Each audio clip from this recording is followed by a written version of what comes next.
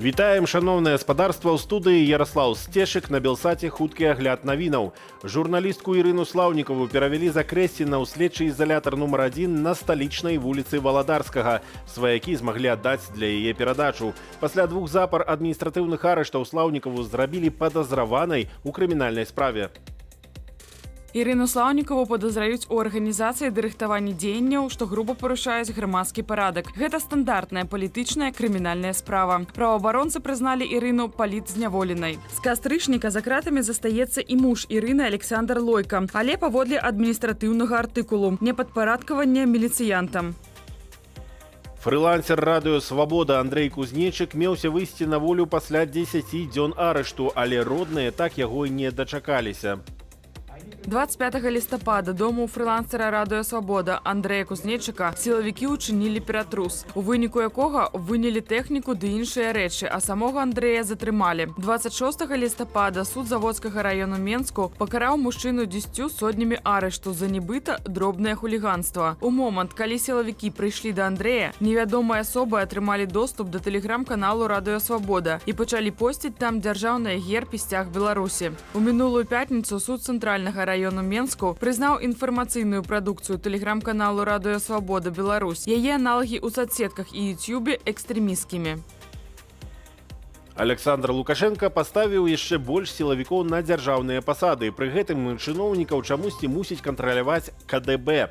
Лукашенко зноўку заявіў, што змены ў Канстытуцыю вводзяць, каб улада не была ў адных руках.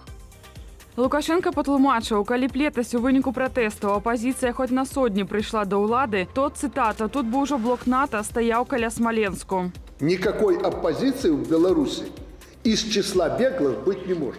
Сбежал, там и сиди. Удалось тебе вернуться и как-то сюда устроиться? Общество, не во власть. У них главная цель сейчас – протащить своих во власть. Я не скажу, что мы уже вычистили всех там. Я не скажу.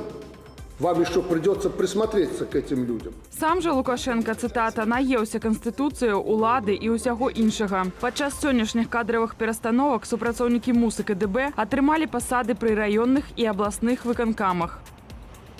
Польскія памежнікі скіруюць узмоцненыя патрулі на берагі рэчак, па якіх праходзіць мяжа з Беларуссю. Нашыя суседзі рыхтуюцца да магчымага прарыву мігрантаў па лёдзе, калі вада замерзне.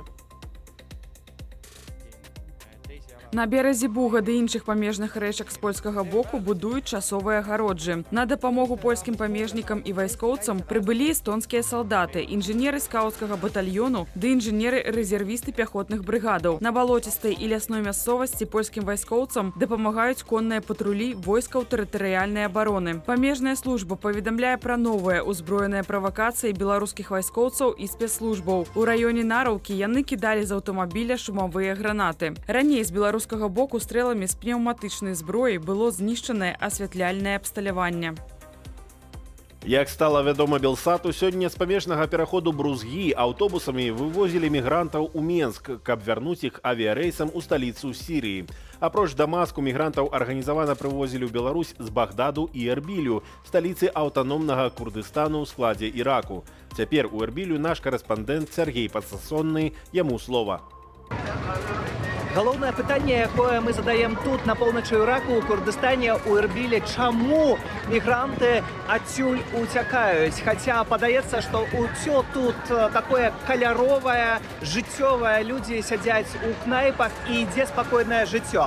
Насамрэч, аказваецца, што побач ідуць баі, гінуць людзі, а таксама існуюць вельмі сур'ёзныя рэлігійныя канфлікты. І ўсё гэта змушае думаць пра лепшае жыццё, а таксама тое, што ёсць усцяж пагроза, бо жыццё выглядае як чаканне на бомбе запаволенага дзеяння. Сергей Падсасонны, Белсат, Эрбіл, Ірак. А ў Беларусь нарэшце прыйшла сапраўдная зіма з мяккім снегам і марознай бадзёрасцю. І вось які троху перадкалядны настрой зрабіла нам надвор'е ў Менску.